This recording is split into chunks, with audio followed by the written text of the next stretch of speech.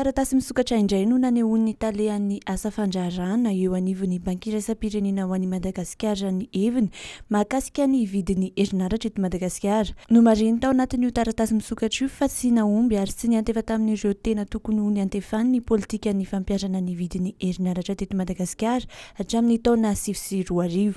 Voalazany tamin'izany fa efa polisan-jato ny ividianan'ny Jirama ny herinaratra amin'ireo mpamokatra azy no amarotany izany amin'ny mpanjifa nandritra ny folo taona mahery. Lafo dia lafo sy tsy ara-dalàna mihitsy aza nefa ny fifanarahana tamin'izany fividianana herinaratra amin'ny mpamokatra izany.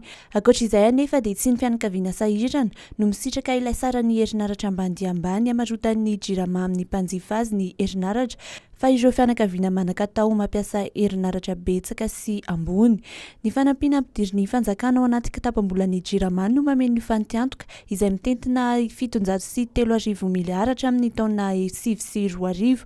Notsindrina nefa fa tsy mba nisy misitraka izany fanampiana izany ny fampidirana herinaratra ho an'ireo tena sahirana.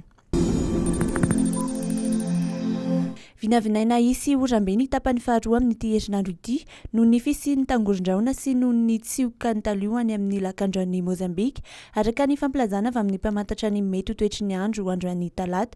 Hitondra fikorontanana amin'ny ilany andrefana sy avaratra ny drefan'ny nosy izany ary hatratra ny avoantany sy atsimo atsinanana.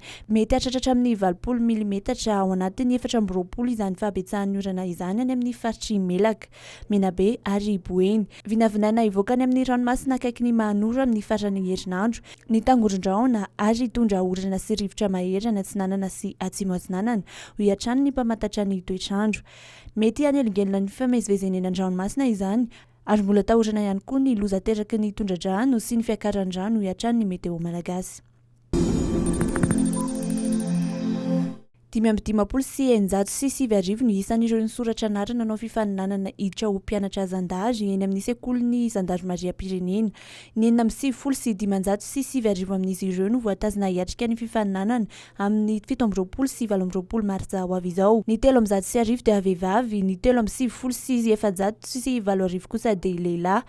250 ny isan'ny mpianatra ho raisina ka ny 700 amin'izany dia lehilahy, 20 no vehivavy. Miaramila am-perinasa ny miaramila teo aloha kosa no ahazo ny toetra ny zato. Ireo kamboty na vadina velan'ireo zandarima teo ampamitana ny asa ny zato hafa ho raisina ary manam-pahaizana manokana eo amin'ny sehatry ny informatika sy ny fifandraisan-davitra, ny fikirakirana fiara, ny fanatanjahantena ary ny foto-drafitrasa ny roapolo.